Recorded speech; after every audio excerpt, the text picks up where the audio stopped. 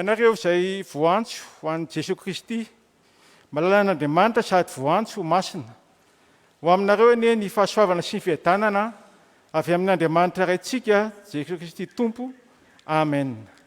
Anio alahady 12 manaraka ny Trinité, mbola imbanjinantsika trano ny lohahevitra hoe miorena amin'ny asa tsara. Liturgia amin'ny endriny fahatelo izay tarihin'ny voamiran'ny fanahy no atentsika anio. Ho fideranan'Andriamanitra dia iarahantsika mamaky ny salamo fiderana, salamo 770, andininy fahafolo ka hatramin'ny 12. Salamo 770, andininy fahafolo ka hatramin'ny 12.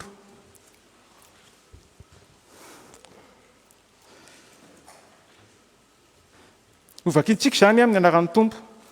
Ianareo izay tian'i Jehovah mankalany ratsy, miaro ny fanahin'ny olona masina ho izy, ary mamonjy azy amin'ny tanany ratsy fanahy.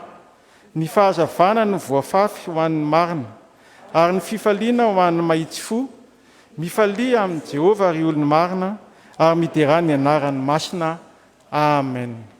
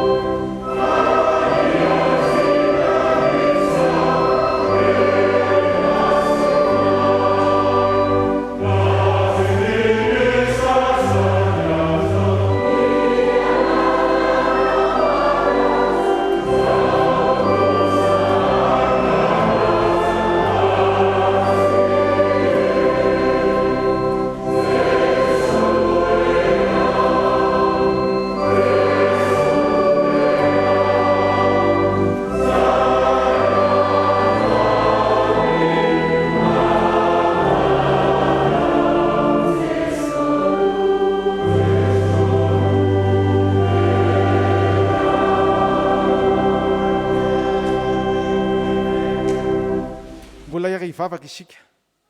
Ry Andriamanitra ray zanaka fanahy masino, misaotranao indray izahay noho ny fitantananao ny fiainanay ka tafavory eto anatrehanao indray amin'ity anio ity. Fantatray fa te hitondra faharimba avao eo amin'ny fiainanay ianao, koa manjaka feno aty anatinay ary vokiso ny zavatra soa avy aminao izahay, ka ahafahanay hivelona ao aminao mandrakariva amin'ny androm-piainanay rehetra. Ka tsy toy ny diranay teto no ivoanay fa hitondra fanavoazam-panahy ho anay tokoa ny fionana aminao. Tompo, ampitsarivo aminay mandrakariva fa zanako izahay koa aza vela ialamena eto raha tsy matsiaho ny fanatrehan'ny tavanao aminay fa tena tafahoana aminao tokoa izay amin'n'tian'io ity izany no fihetsim-po avy aty anatinay dia amin'ny anaranao Kristy Tompo no anaovanay izao vavaka izao. Amen.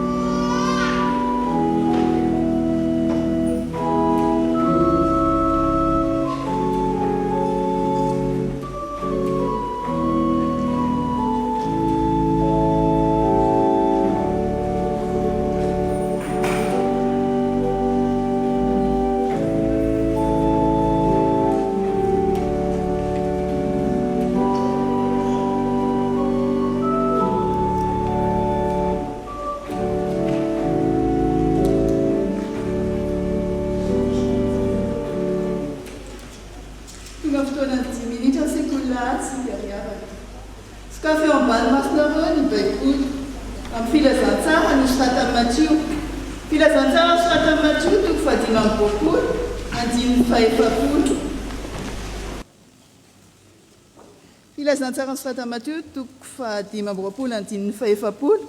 Rehefa hita dia raha antsika mamaky amin'ny anaran'ny Tompo. Lazaiko aminareo marina tokoa arak'izay efa nataonareo tamin'ny anankiray amin'ireto rahalahy indrindra reto no nataonareo tamiko. Akasomby tantara kely iray isika ary hafana mifanaraka amin'izay andinin-tsoratra masina izay.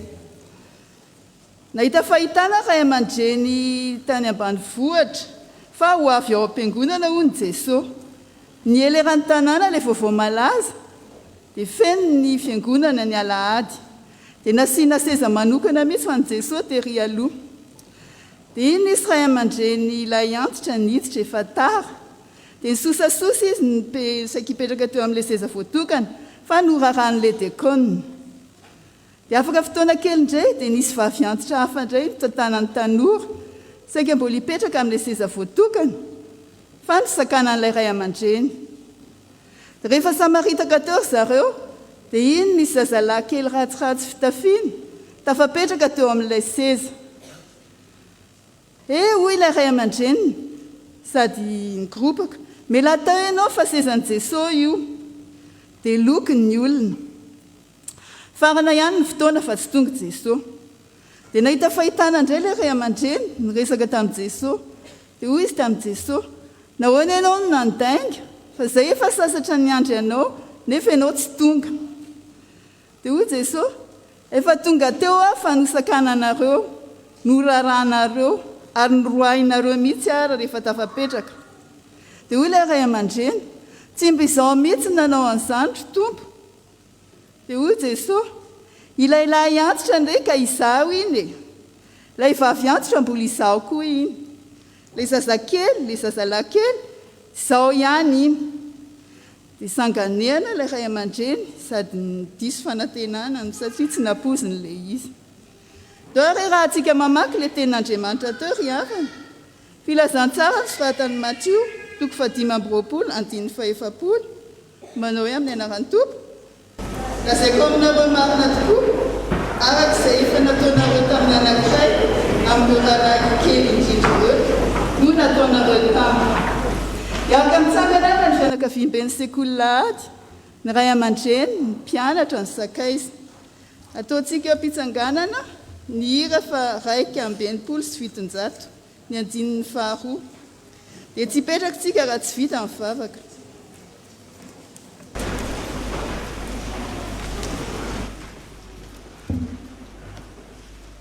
Oh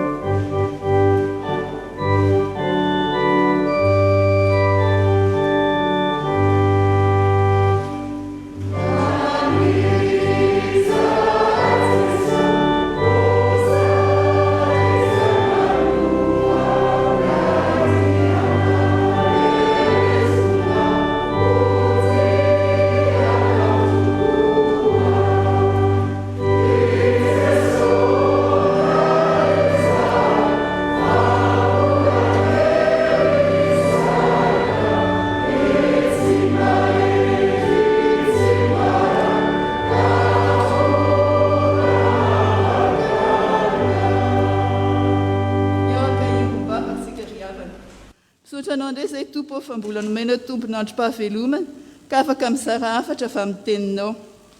Ampianaro izay hanana toetra mendrika toy ny anao fa tsy hanilikilika an'ireny madinika ireny satria sarobidy aminao ireny ka mahasaro-piaro anao.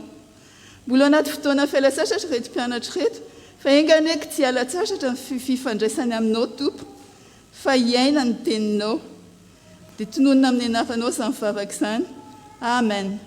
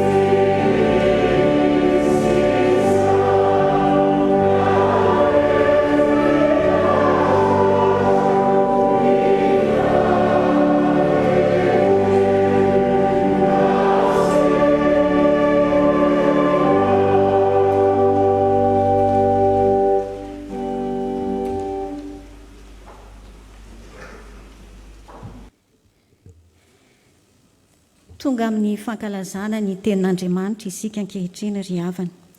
Izany dia hitantsika araka izay voasoratra ao amin'ny testamenta taloha.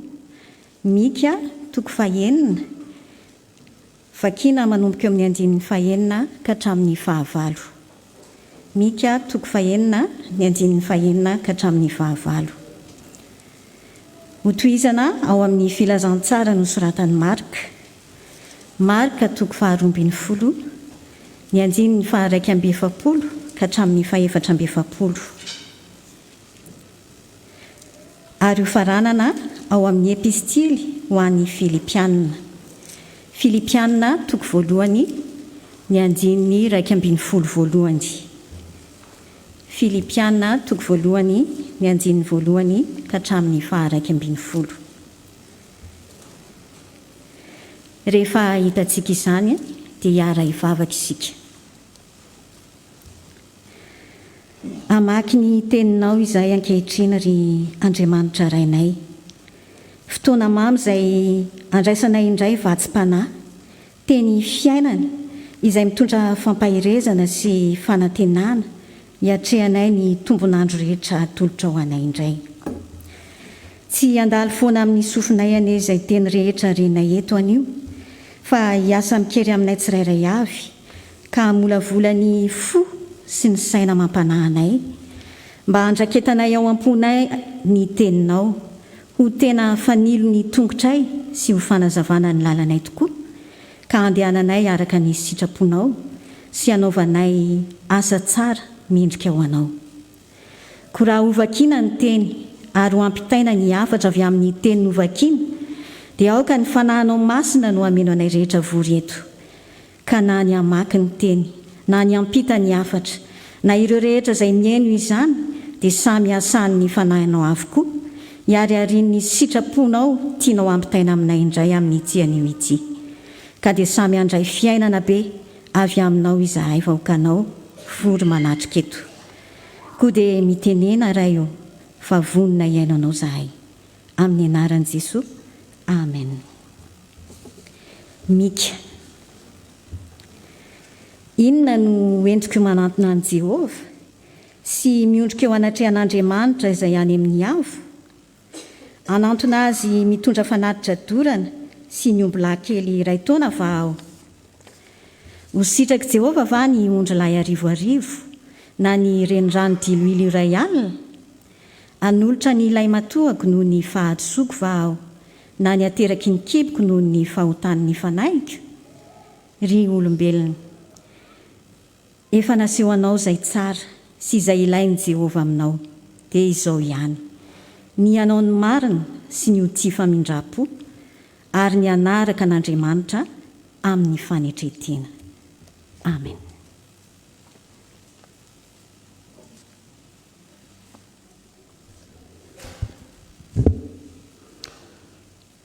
Filazantsara araka ny marika. Ary raha nipetraka tandrify ny fandratsahan-jakotra Jesosy dia nijery ny fandatsaky ny vahoaka vola tao izy, ary maro ny mpanankarena nandatsaka be tao. Fa nisy mpitondra tena malahelo anankiray kosa tonga teo ka nandatsaka farantsakely 2 ankevitry ny vary 2 aventy avy, ary Jesosy niantso ny mpianany hanatona azy ka nanao taminy hoe: lazaiko aminareo marina tokoa fa io mpitondra tena malahelo io no efa nandatsaka be noho izay rehetra nandatsaka tao amin'ny fandatsahan'ny rakitra. Fa ireo rehetra ireo dia tamin'ny haben'ny fananany no nandatsahany tao, fa izy kosa tamin'ny alahelo no nandatsahany tao. Izay rehetra nananany dia ny fivelomany rehetra. Filipianina. Paoly sy Timoty, mpanompon'i Kristy Jesosy, mamangana ny olona masina rehetra ao amin'ny Kristy Jesosy mba ny mpitandrina sy ny diakona izay any Filipi. Ho aminareo anie ny fahasoavana sy ny fiadanana avy amin'Andriamanitra raintsika sy Jesosy Kristy Tompo. Misaotra an'Andriamanitra amin'ny fahatsiarovako anareo mandrakariva aho amin'ny fivavahako rehetra ho anareo rehetra, ka mangataka amin'ny fifaliana no ny firaisanareo hampandroso ny filazantsara hatramin'ny andro voalohany ka mandraka ankehitriny. Ary matoky indrindra aho fa izay manomboka asa tsara tao anatinareo no ahatanteraka izany mandra-piavy ny andron'ny Jesosy Kristy. Fa marina izany fieverako anareo rehetra izany, satria efa mbe atam-poky ianareo fa mpiombona ny fahasoavana ananako ianareo rehetra, na amin'ny fifatorako na amin'ny famaliako hafatsiny ny filazantsara sy ny fampianarako hamafy orina azy. Fa Andriamanitra no vavolombeloko, fa manana anareo rehetra indrindra aho amin'ny famindram-pon'i Kristy Jesosy. Ary izao no angatahako dia ny mbola hitombohan'ny fitiavanareo bebe kokoa amin'ny fahalalana tsara sy ny fahafantarana rehetra, mba hamantaranareo izay zavatra tsara indrindra, mba ho madio am-po ary tsy hanantsiny ho amin'ny andron'i Kristy ianareo, sady feno ny voninahitry ny fahamarinana izay avy amin'ny alalan'i Jesosy Kristy, voninahitra sy fiderana an'Andriamanitra. Amen. Ray masina anasinana fahamarinana tena fahamarinana. Mbola hiara hitsangana sika rehetra.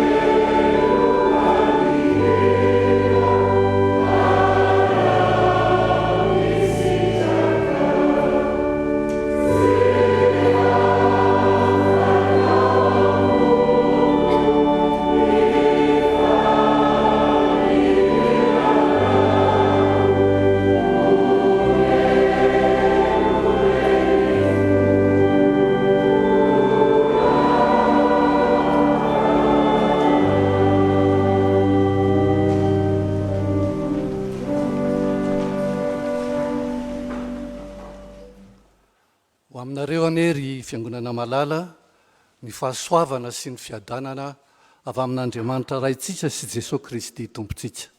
Amen. Mbola ao anatiny ny loha hevitra hoe miorena amin'ny asa tsara isika. Ny teny angalana ny afatra amin'ity marain'ity dia izay voasoratra ao amin'ny boky ny faminaniana mika toko fahenina andininy fahenina ka hatramin'ny fahavalo, tsy averina ho vakiana intsony izany. Ny toko fahenina sy fahafito dia miditra amin'ny fizarana fahefatra sady farany amin'ny boky ny soratany mika.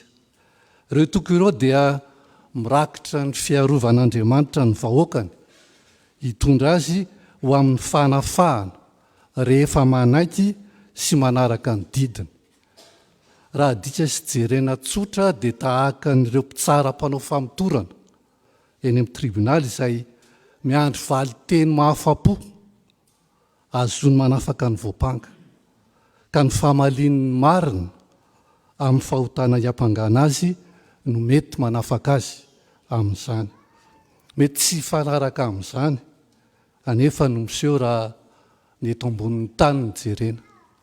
Fa ny fijerin'Andriamanitra dia hafa mihitsy satria ny tanjony teny hanafaka ny olona, fa misy dingana tsy maintsy tanterahana manoloana izany.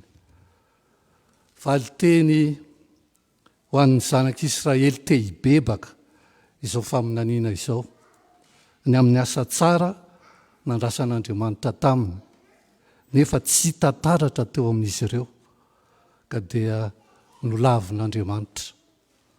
Toa n'ilay avy teo amoron-dalana izay tsy nahitany Jesosy na inona afa-tsy ravina ihany, ka nitenenany mba tsisy voa aminy intsony mandrakizay. Ary ianao kosa mba ahoana?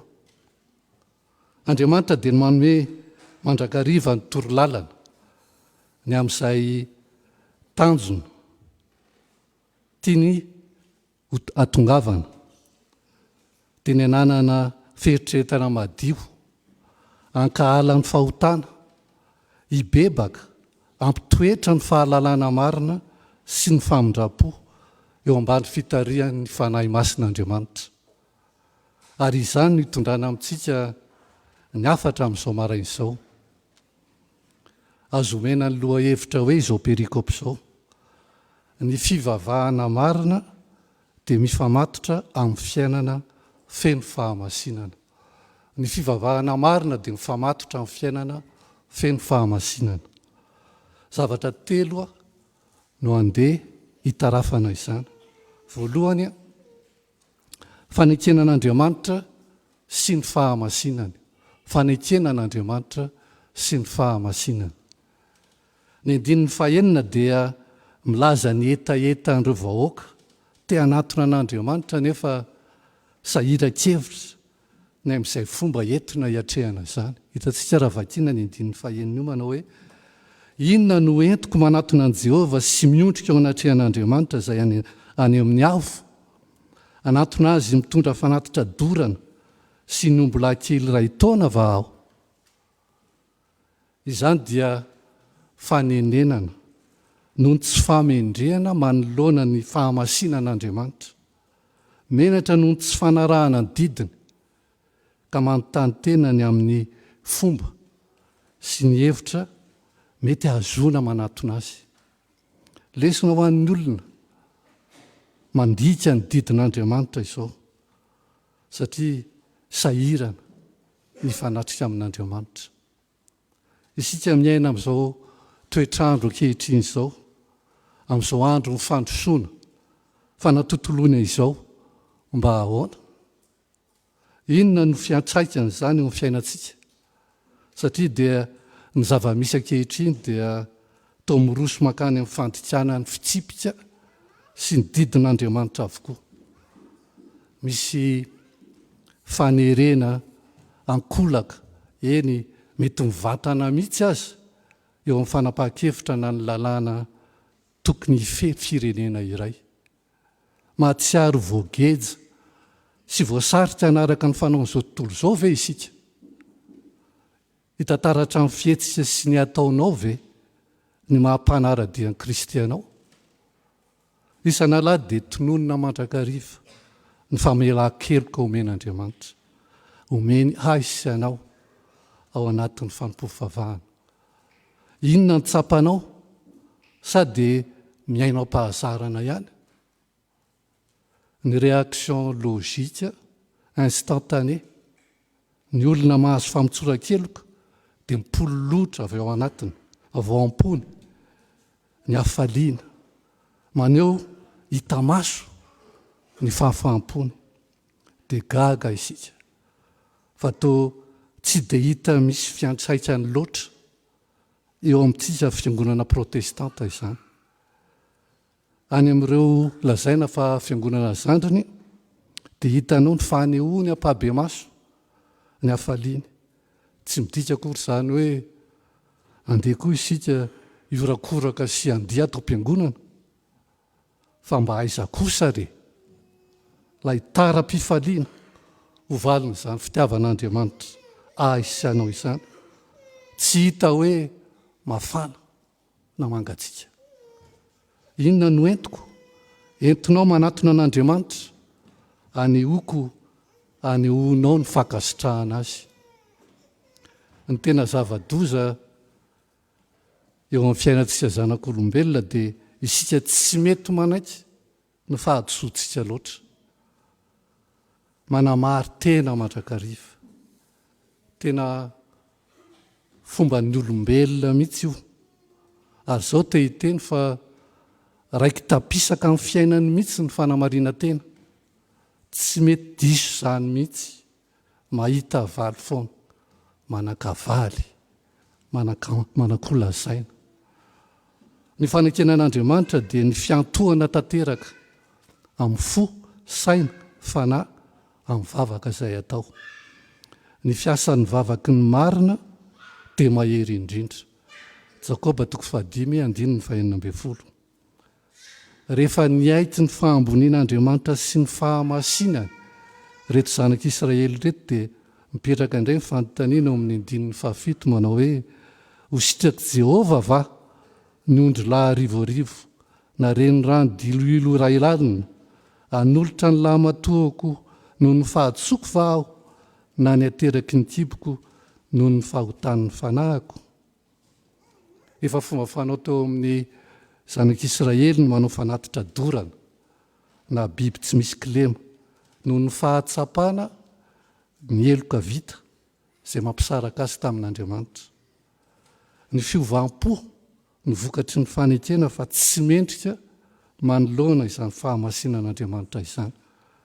Nefa dia mipetraka ihany ny fanontaniana ny amin'izay hoentina atolotra, satria dia nilavin'Andriamanitra daholo ny fanatitra rehetra, tsy nisy nafa-po azy. Hitantsika eo amin'ny Isaia zany, 1:1-12 Exodosy 13:12-13. Voalaza ao anatin'ireo andinin-tsoratra mason'ireo ny hoe Andriamanitra no miteny, aza mitondra fanatim-poana intsony, fofona favetavetana amiko izany. Tsy zakako ny fivoriana masina aroaroam-paratsiana, na dia manao vavaka be aza ianareo dia tsy haino aho, feno ran'olona ny tananareo. Ao amin'ny Hebreo koa manazava an'izay fa minaninany amin'ny fiaviany Jesosy Kristy izany.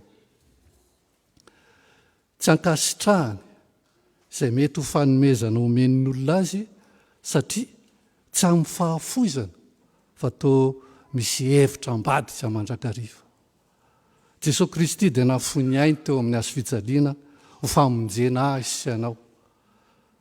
Maimaim-poana, tsy misy takalina. Inona ary no entiko? Entinao manoloana an'Andriamanitra, manoloana ny fahamasinany. Nametrahana izay fanatitra sitrak'Andriamanitra ho tanterahantsika, ka hialana amin'ny fisalasalana ho fankasitrahana azy. Maro antsika no manao rakim-pisaorana sy voady eto am-piangonana, mangataka vavaka noho izao na noho izao antony izao. Tsy diso akory izany, ary marina tokoa satria mahay ny zavatra rehetra Andriamanitra.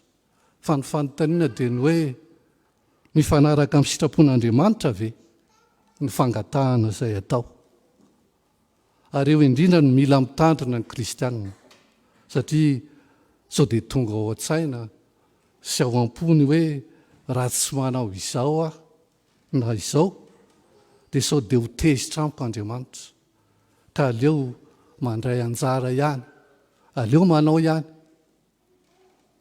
Ary tafiditra amin'izany ny andraikitra sy ny asa fanompoana tanterahana eto anivon'ny fiangonana. Fifidianana nataon'Andriamanitra ho ahy, ho anao io, fa tsy vokatra ny fanatanterahana fanatitra, na vokatra, na adidy.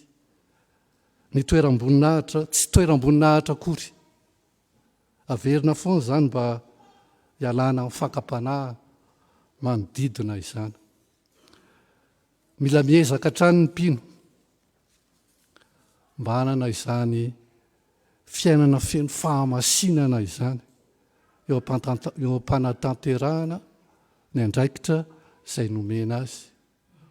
Ninonina andraikitra nomena ao eto anivon'ny fiangonana? Ny fanatanterahana ny tandrify amin'ny anjara fanompoana, izay ny rariny sy intsiny, ary heverina fa anisan'ny asa tsara ankasitrahan'Andriamanitra. Ary ny fiombonana sy ny firaisan-tsaina ary ny firaisan-po eo am-panatanterahana ny asa mba ho vaninahitran'Andriamanitra irery ihany no ezaka tokony ataony ny tsirairay. Ary izany tsy maintsy hitandrema amin'ny fiangonana ny kristianina mba tsy ho tratra ny aretin'izao tontolo izao, ka ho tafiditra anaty fiangonana ny fomba mamoehatra isan-karazany izao.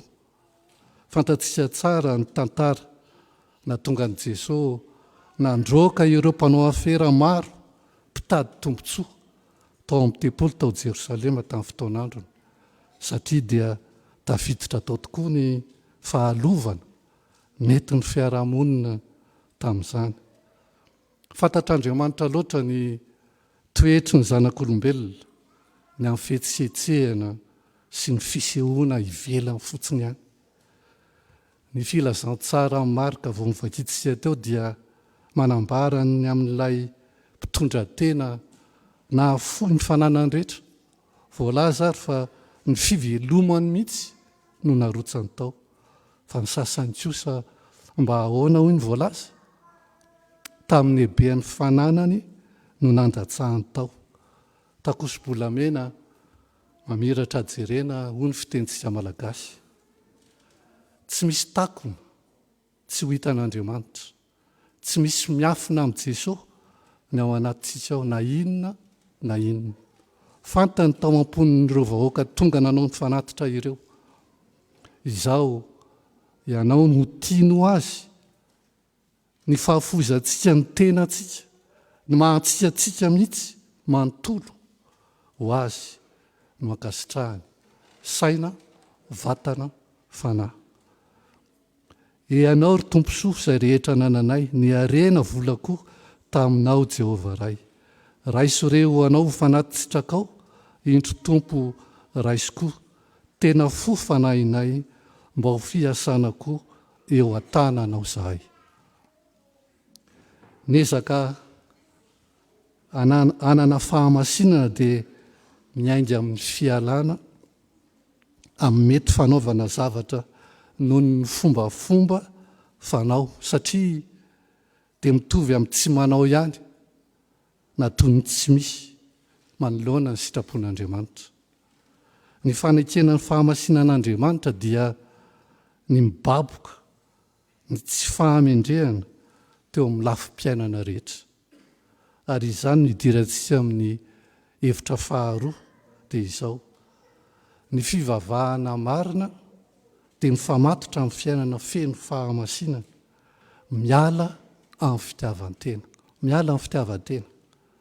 Aoka ho masina ianareo satria masina ao ny Tompo. Ny fanatrehana sy ny fiatrehana fa ny mpivavahana dia ny fiantohana marina amin'izany, ka mitondra misarika ny olona amin'ny fiheveran-tena. androsoa no amin'ny fiainana tsy misy klema, fiainana tonga lafatra, ary averina sy amafisina trany fa ny fanarahana an Kristy dia tsy natao azona ny mahafinaritra ny tena ka mpilamina izay ho filana heverintsika fa mahasoa ny fiainantsika sanatria. Diso fandika tena isika raha izany fa ny fanarahana an'Andriamanitra dia mety lalovana fiaina-tsarotra tokoa. Fa izao mila mahatoky isika, mila mitana ny finoana marina isika satria tsy natao hitoetra eto amin'ity izao tontolo izao isika.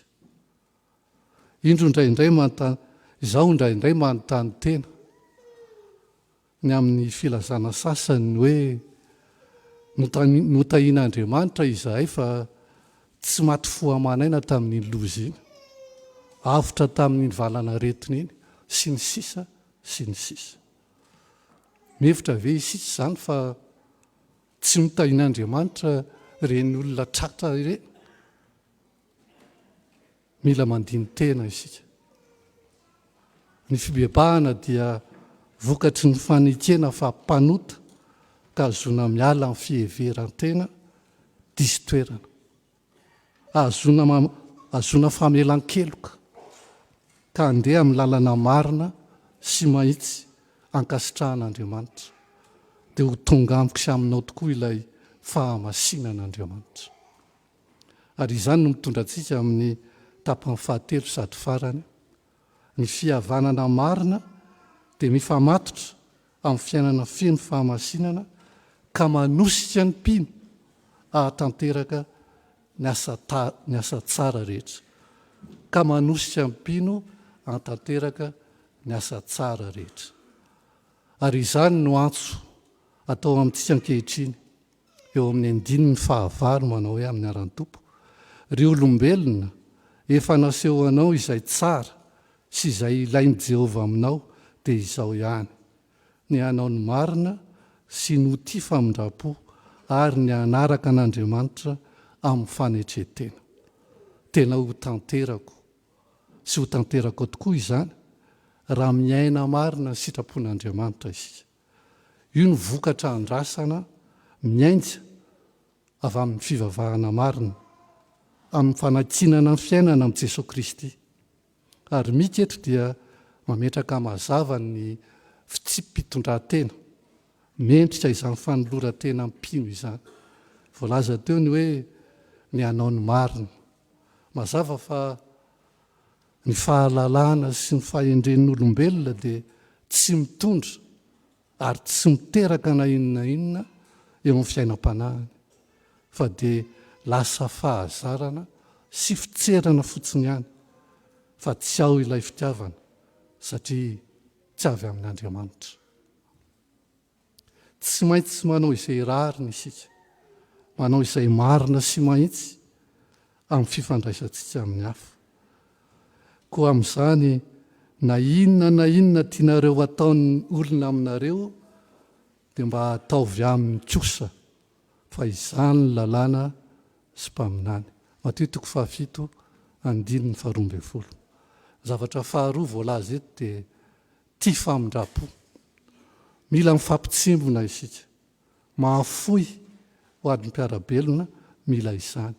Asa soa tsy miandro valiny, aneo fiantrana sy fahalemem-panahy amin'ny malahelo.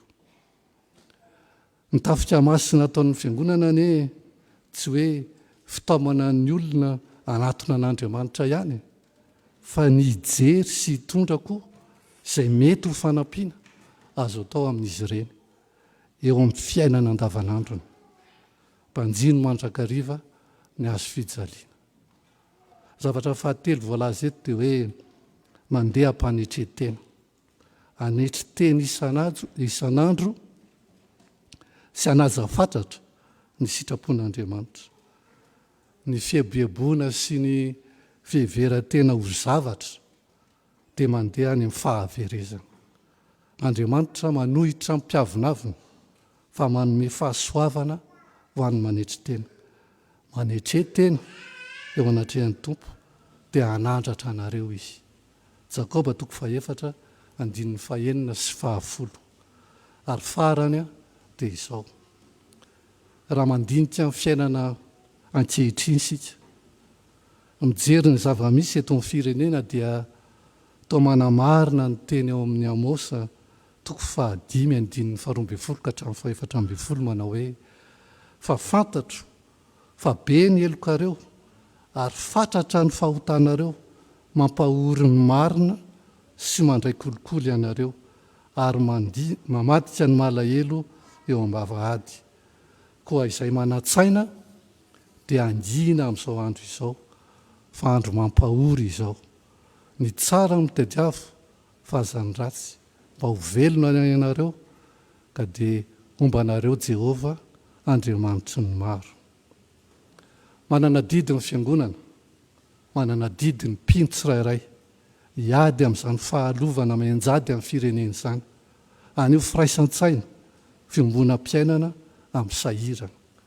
Andriamanitra dia mampianatra ny mpino mba hihevitra fantatra dia mahantra sy ny sahirana, indrindra fa ireo ao anatin'ny fiangonana kristianina. Tsarovy ry fiangonana malala fa ny asa fampony Jesosy dia teo amin'ny mahantra sy ny verozoa izay toa tsy nisy ny karakara teo amin'ny fiarahamonina. Izany ny torolalana fitsipika ary fampianarana atolotr'Andriamanitra. Tsy ho tanterako na ho tanterakao raha tsy amin'ny finoana irery ihany izany. Koa eto am-pamaranana dia apetrako ny fanontaniana manao hoe ahoana tokoa moa no ampiorina ny olona amin'ny asa tsara. Dia mazava ary tena mazava be ny vavaka nataon'ny Paoly Apôstôly ho an'ny Filipianina, perikopantsika androany ihany io, dia ny tombony rehetra zanak'Israely tsika mpino mpanaradian'i Kristy amin'ny fahalalana sy hamantarana ny zavatra tsara indrindra mba ho madio am-po feno ny vokatry ny fahamarinana avy amin'ny alalan'i Jesosy Kristy ho voninahitra sy fiderana an'Andriamanitra. Dia ho anao koa ne izany ry fiangonana malala, ho an'Andriamanitra irery ny voninahitra. Amen.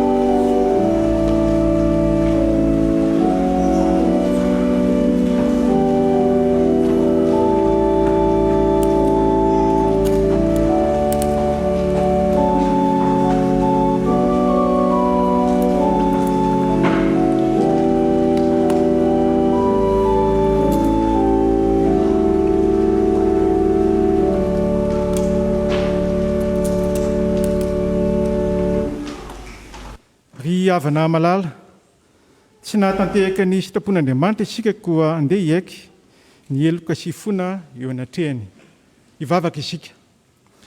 Ry Andriamanitra rainay amin'ny alalan'i Jesosy Kristy Tompo ianao. Misaotra anao izahay noho ny hafatra izay nentin'ny mpanomponao sy nozaraina taminay teo, izay fampianarana ho anay ho tena kristianina, hanana ny fahazavana eo amin'ny fiainanay. Manoloana izany sitraponao izany anefa dia menatra anao izahay, satria toy izay mifanohitra amin'ny sitraponay ihany no ataonay, ary tsy maneho ny mampianatra ao anay izahay, fa toa feno fankalana sy tsy fitiavana ny fonay, tsy manaiky ny fitarehan'ny fanainao masina, fa izay tiana atao ihany no ataonay. Menatra anao izay raha eo, koa mifona ary amindao fo re noho ny amin'ny Jesosy Kristy Tompo ilay mpamonjy anay. Ny otanay izay avy aminay tsirairay avy ihany koa dia hibebahanay ato anatin'izao vavaka mangina tanterahan'ny tsirairay avy izao.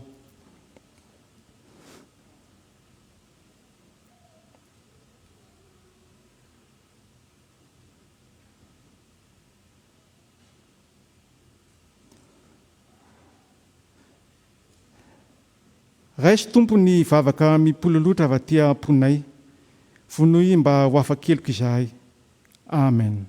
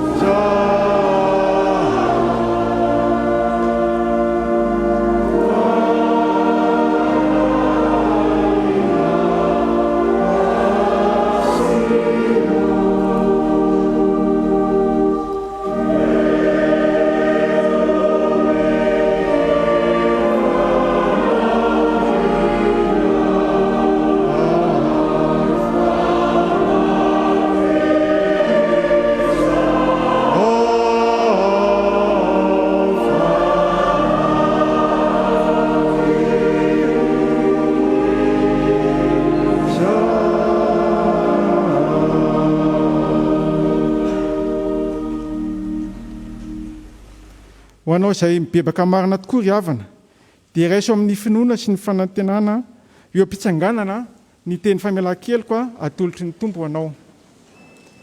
Hoy ny tompo, efa niantso, aza matahotra ianao fa efa nanavitra anao aho, efa niantso ny anaranao aho, ianao. Izao izay efa nandevina ny fahatsoanareo tahaka ny fandevon'ny zavona, ary efa nandevina ny fahotanareo tahaka ny fandevon'ny rahona. Koa miverena amiko fa efa nanavitra anao aho, izao avy mba hanana ny fiainana sady hanana ny be dia be. Fa Andriamanitra no miasa ao anatinareo na ny fikasana na ny fanaovana ahatanteraka ny sitrapony. Araka izany tenin'Andriamanitra izany dia voavela ny elokareo noho ny amin'ny anaran'ny masina. Mideran'ny tompo ianareo. Sambatra ny olona izay voavela ny elo sy voasarana ny fahotana. Sambatra ny olona izay tsy sain'ny Jehovah eloka ary tsy misy fitaka ny fanana. Amen.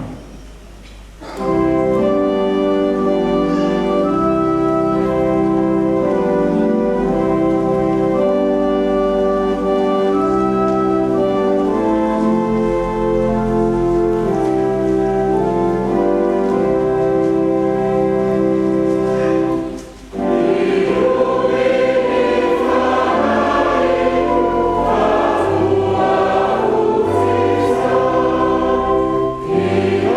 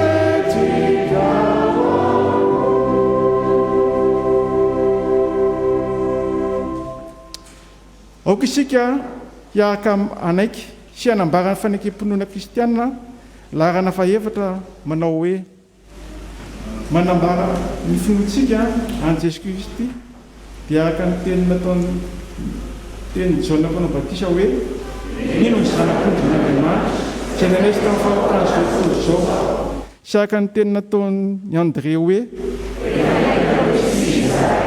sy araka ny teny nataony Natalaela hoe ianao ny zanak'Andriamanitra, ianao ny mpanjaka, sy araka ny teny nataony Samaritana hoe ny tenanay mandeha afantareo fa Jesy Fomba amin'ny zao tontolo zao, sy araka ny teny nataony Petera hoe ianao ny Kristy zanak'Andriamanitra velona, ianao ny manana fiainana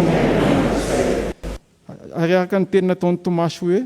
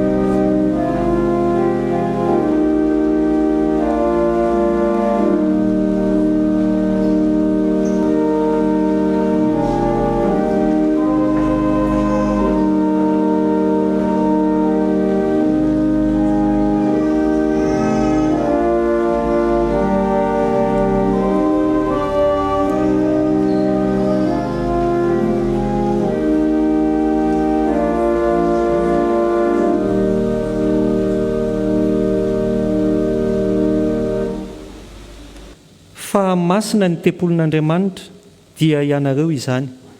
Korintianina voalohany toko 7 tapany 2 amin'ny 7:7. Dia fifaliana ho antsika indray ravana ny fampiaraba amin'ny anaran'ny Tompo, afaka miara-miombom-bavaka sy manompo an'Andriamanitra eto amin'ity toerana masina ity, dia ho aminao mandrakariva ny fiadanan'ny Tompo. Alahady 20 Aogositra mbola hibanjina antsika hatrany ny loha hevitra hoe miorena amin'ny asa tsara. Ao aorianan'izao raharan'ny fiangonana izao dia isy solotena avy eo amin'ny komity fankalazana an'Andriamanitra noho ny 70 taonan'ny fiangonana hitondra fanentanana ao antsika mahakasika ireo hetsika ao anatin'izao fankalazana ny 70 taonan'ny fiangonana izao. Manasanao raha anaraka ireo raharan'ny fiangonana. Taratasy avy any ivelany. Isorantsika ny Tompo ry havana fa totosa soma tsara ny synôda lehibe fa 7:20 izay natao tany Sambava. Voafidina andritra izany fotoana izany ireo mpiandraikitra foibe miisa 100 sy ny biraon'ny mpiandraikitra foibe hitatana indray ny FJKM mandritra ny 7 taona. Ireto avy ara ireo voafidy ho BMF: Andriamatoa sy Ramatoa isany, ny filoha Dr Irako Andriamahasoami mpitandrina, filoha mpanampy Andriamampianina Zaka Armasy mpitandrina, filoha mpanampy laika Razarasoa Timoty, mpitahiry vola Randrianja Voangy, mpanolo-tsaina mpitandrina Rakotobe Rajaomanjady Doda Herisoa mpitandrina, ny mpanolo-tsaina laika kosa Randriamamonsoa Georges Henri. Taratasy avy amin'ny fivarotam-boky Antso.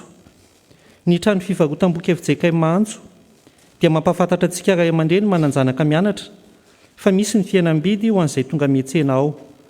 Misy ny tapakila izay hamantarana ny maha-kristianina anao ato amin'ny fiangonana, koa izay liana amin'izany dia aoka araka ny tapakila aty amin'ny biraon'ny fiangonana na ny mpandraraha amin'ny andavanandro. Toy izao kosa ny raharaha eto an-toerana.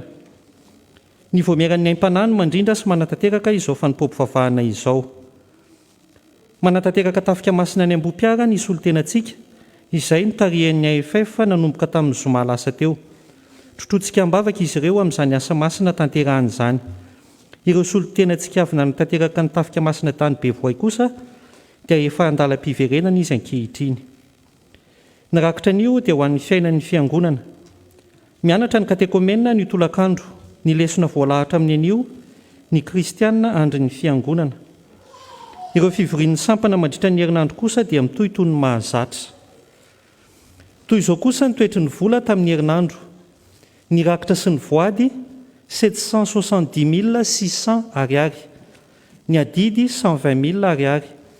Fanomezana hanoanana ny tafika masina 805 000 ariary. Fararakitra avy amin'ny fianakavian'ny tompoko vavy Razafitry milalao 100 000 ariary. Fararakitra avy amin'ny fianakavian'ny tompoko lahy Andriamanalina Andrenasolo 70 000 ariary. Ireo rehetra ireo dia mitambatra ho 1 865 600 ariary. Fiantsoana fanambadiana. Angatahana mba hitsangana randrenandrasana mamsoa derana valona kristian sy ratsimba andre milandy liantsoa. Ramatora velo arseheno verimanitra. Ramatora soambelonoro Zoe mianadahavy. Andriamatora kotiny rainy Zaki mivady mianadahavy. Ramatora vao arso Louise. Andriamatora Parson Ratsimba Andrea Mananjara. Ramatora Andrea Narvelo Andrea Milandy Rasoanta mianadahavy. Dia faly mampandre ny fiangonana ny fanambadian'ny zafiny ny zanany Randrea Nandrasana Mamsoa derana valona kristian sy Ratsimba Andrea Milandy liantsoa. Ny fanamasinana ny fanambadian'izy ireo dia kasaina ho tanterahana ny sabotsy 12 septambra ho avy izao amin'ny 12 ora eto amin'ny FJKM Parbe Famonjena. Izao no fiantsoana voalohany.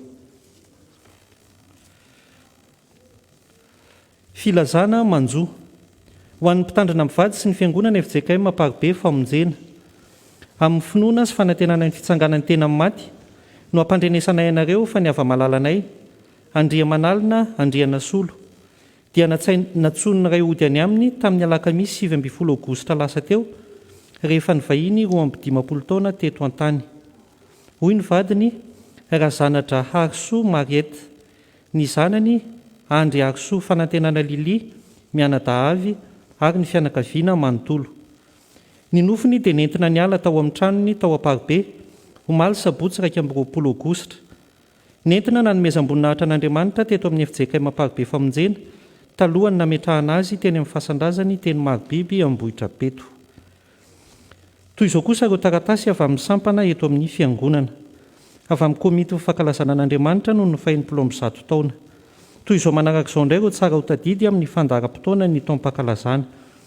Amin'ny sabotsy 20 aogositra ho avy izao, randonnée ho tanterahana eny Ambohitr'Andriamanitra Ambohijanaka. Anio no farafisoratana anarana amin'ny komity nofainy 70 taona ao an-tokotany. Fandraisana anjara dia 2,000 ariary. Ny sabotsy 4 septambra tontolo andro kosa eny amin'ny kianja Andohalo, tournoi 160e izay ahitana ireto taranja ireto: foot à 7, basket à 3, pétanque, doublette. Efa azo atao no misoratra anarana any amin'ny komity, azo ny sampana tsirairay atao ihany koa no manangana ekipa. Ny saram-pandraisana anjara dia 1,000 ariary.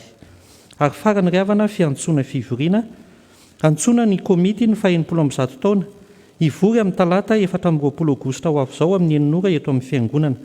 Aoka ho tonga avokoa ny solotenan'ny sampana sy ny rafitra rehetra. Dia ho an'Andriamanitra rery ny voninahitra. Amen.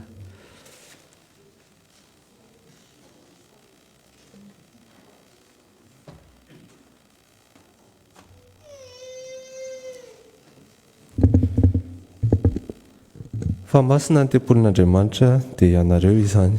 Koritianina voalohany 7 ny 7 tapany B. Mbola ampitombona amintsika mandrakariva ny riavana ny fahasoavana sy ny fiatan'Andriamanitra avy amin'Andriamanitra Ray Kristy Jesosy Kristy tompontsika.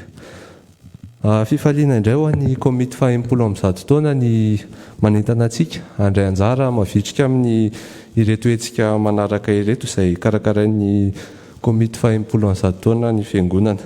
Ny voalohany dia ny randonnée izay ho tontosaina ny faha 20 ny volana aogositra ho avy izao. Ny fiangana dia amin'ny 7 maraina eo amin'ny Saint Michel Parbe. ao arinan'ny randonnée ry havana dia isy ny lalao izay arahantsika mifaly sy manamafy ny firaisan-kina ny mpianakavy ny finoana tsirairay avy amin'ny fanatosana ny asan'Andriamanitra.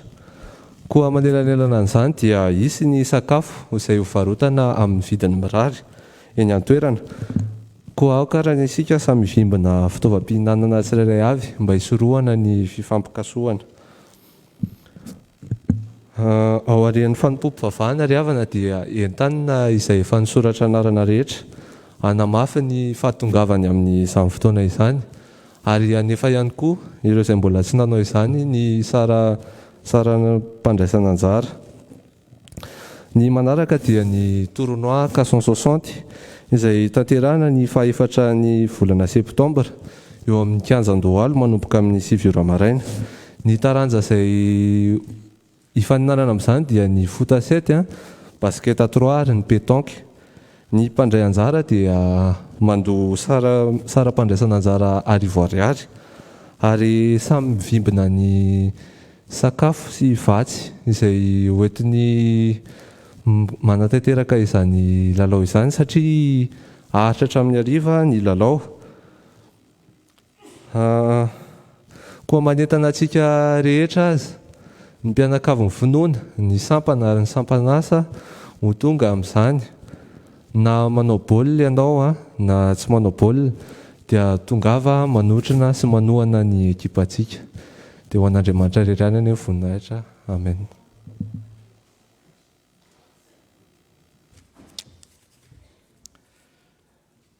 Izao isika dia iroso amin'ny fahafarazana ny fanolorantsika tena amin'ny alalan'ny rakitra.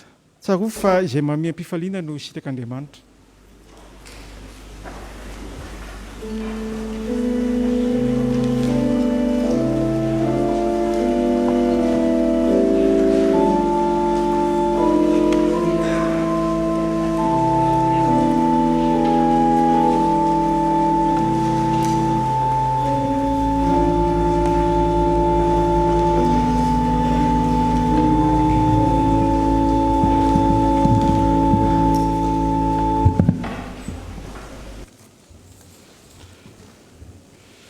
Ry firenena manomeza an' Jehova, eny manomeza voninahitra sy hery ho an' Jehova. Manomeza an' Jehova ny voninahitra ny anarany, mitondra fanatitra ka mankanesa eo an-kianjany. Salamo 107:7 sy 109. Dia faly manantitra ny araba ho antsika rehetra indray ry havana malala rehetra ao amin'ny tompo, ary tonga amin'ny fotoana isika makina ny voady sy ny rakim-pisaorana izay nitanterahan'ireo mpianakavy ny finoana. Rakim-pisaorana. Vehivavy iray misaotra ny tompo, fa mamaly vavaka tokoa izy ary manolo-tsaina mandrakariva. Mangataka famelan-keloka avy amin'Andriamanitra no ireo natao rehetra tsy mifanaraka amin'ny sitrapony. Mangataka vavaka avy amin'ny fiangonana mba hitahiny ny ankohonana rehetra ary mba hanomezan'ny tompo azy ny fiadanam-po, ny fifaliana ary fampiononana avy amin'ny fanahy masina, ary hitahy ny herinany vaovao sy ny ho avy rehetra. Izany ireny mpianakaviana izany dia manolotra rakim-pisaorana atolotra ho an'ny RFF, ary dia mangataka ny hiran'ny RFF ianao no heriko ho tanterahan'ny RFF izany hira izany izao. Dia ho an'Andriamanitra rery ihany ny voninahitra. Amen.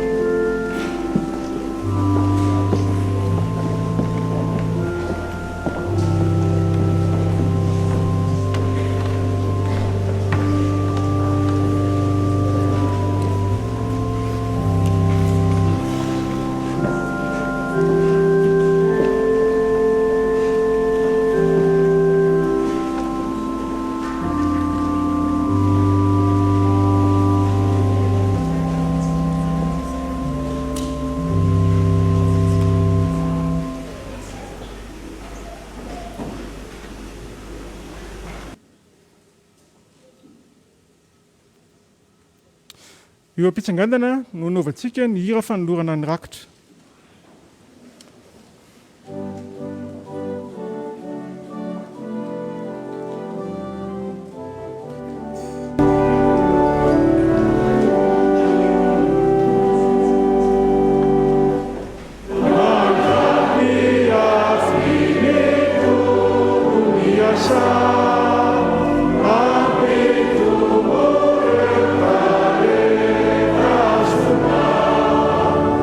Oh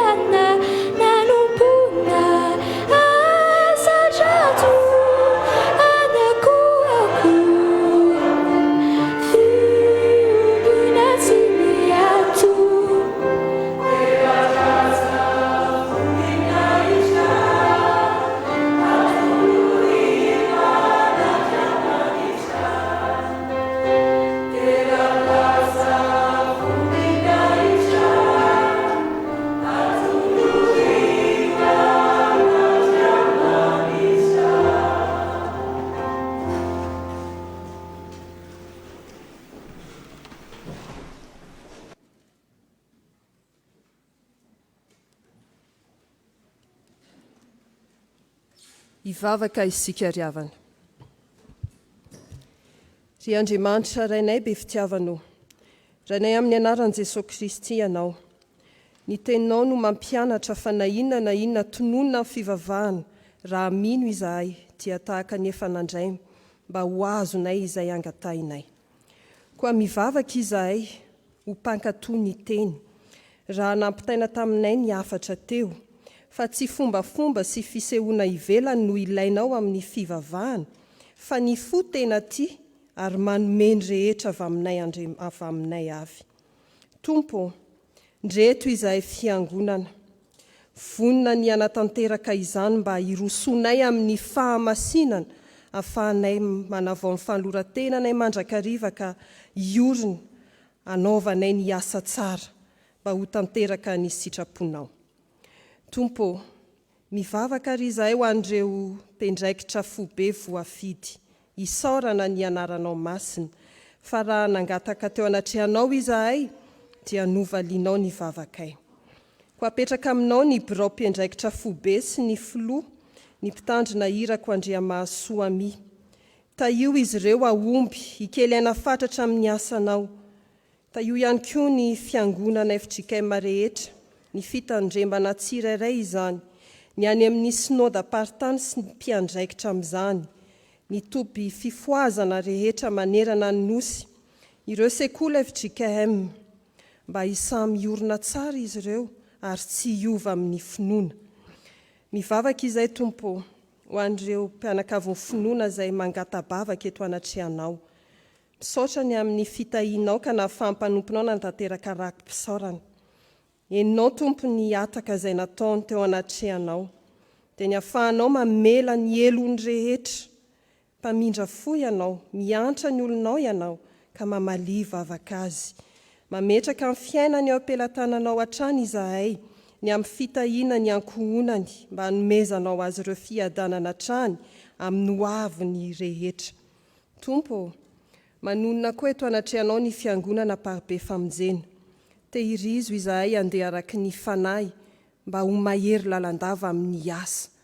Ampaheresy apio ireo tompon'andraikitra isatsokaziny ary tovozy fanahy ny fahazotoana. Taio ny asa ao anatin'izao taom-pankalazana izao eo amin'ny rafitra rehetra mba ho lavorary ka hitombonay tokoa ho tempolo masina ary hitombon'ny fifankatiavana tena izy eo amin'ny samy mpiangona. Apetraka aminao manokana ny hetsika randonnée ataon'ny fiangonana amin'ny asabotsy izao, hitaomana ny mpianakavy finoana, etseo ary izay tsirairay avy ho tonga maro ny mpiangona, fa mahasoa tokoa Tompo ny fampiasana ny tena ho ianao ary ao anatin'izany ihany koa no andraisanay fifaliana. Ka taio ary ireo komity rehetra amin'ny fanomanana mba tena anana fafitrihana tanteraka ary ny sitraponao no aka ho katsahina tanteraka. Taio Tompo ny asa fanamboarana ny trano atsimo sy ireo olona miasa, natsonao natanteraka izany, indrindra moa ny komity. Aefa be izy ireo ary ny fanahinao masina no hitarika mandrakariva. Taio sy arovy ny sampana izay amonjy fiaonam-be na lasy. Apetraka mandrakariva eo ampelantananao izy ireo Andriamanitra. Tanao ny tafika masina izay ataon'ny fiangonana. Mivavaka izahay mba ho voarain'ny olona nitoriana ny lalam-pamonjena. Ankehitriny dia efa mitoto-mody avy any Bevoay ny mpiatafika. Taio izy ireo Tompo amin'ny lalana diavina, ho androraona ary ho androafo azy ireo ianao. Taio ihany koa Tompo ny tafika masina ny Ambohipiara, ka toko ny famaranana izao, mba havita izay antondi ireo mpiantafika ireo ka isaotra sy ankalazanao izahay ao anatin'izany asa tanterahany fiangonana izany. Tompo, mivavaka izahay ho an'ny marary rehetra na izay mitsabo marary. Mba hita fiteo anatrehanao izy ireo ka ho tonga amin'ny fahasitranana. Jereo ka hatreo izay trapahoriana, ianao no tokony ka mampionona ary mampahireza ny olonao. Fangio ny trapahasairanana, ireo izay very-hevitra, manova soa amin'ireny mpanomponao ireny. Indrindra jereo ny kamboty ary ny mpitondra tena izay miandrandra ny fiahinao mahandrakariva. Taio amin'indra fonao hatrany. Apetraka aminao ihany koa Tompo ny isa-tokantrano. Fiadanana sy fanambinana no irinay, ary aoka ho adidinao izay rehetra ilainay. Izay nandeha namonjy ny fiala sasatra dia ahita fifaliana. Ampio ihany koa ny fiomanana amin'izao fidiran'ny mpianatra izao mba ho totosa, ary ianao no ameny enti-manana rehetra. Ireo havana matsakaiza izay any am-pelezana dia tsy adinonay mametraka mandrakariva azy ireo pelatananao mba hitombo finoana sy fahasoavanao aminao Andriamanitra. Ianao Tompo izay efa namboatra izay tsara lavitra ho anay, koa misy eo ary manampi ny fiangonana ianao. Mivavaka izay Tompo ho an'ny firenena sy ny vahoaka malagasy. Levony eto anaty taninay ity, ny toe-tsaina mpiandry sy mpiankin-doha amin'ny hafa, kanefa mba homeo fahavonona ny fanampy ny samy malagasy.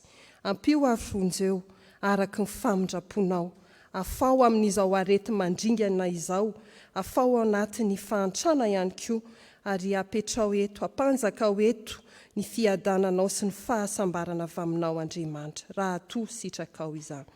Dia mankasitraka anao sahady izay ry Jesosy Kristy be fitiavanao, ny amin'ireo valim-bavaka ho tanterahanao, ary ny voninahitra dia asandratray ho anao irery any.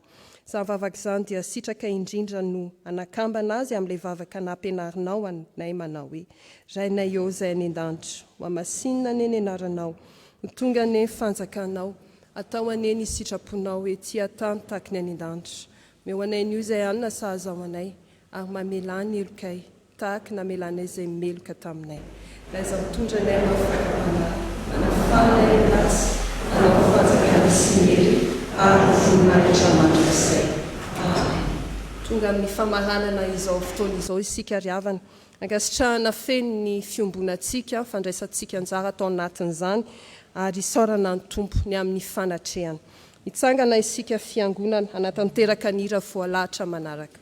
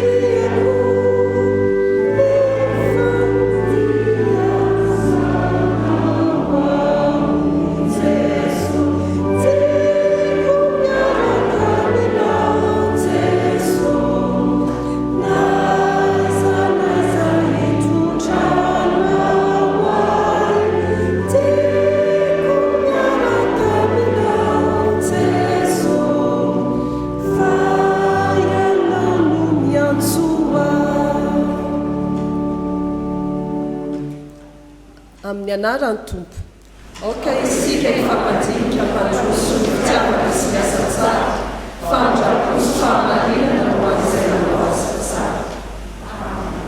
Laisan fona ny tsodrano atolotra nareo amin'ny anarany tompo. Ary Andriamanitra ny fanantenana ny hameno anareo amin'ny fifaliana sy ny fiadanana rehetra ny finoanareo mba hitombonareo amin'ny fanantenana noho ny hery ny fanay masina. Mahereza ka mahefa ary Jehovah Andriamanitra ny omba izay tsara. Amen.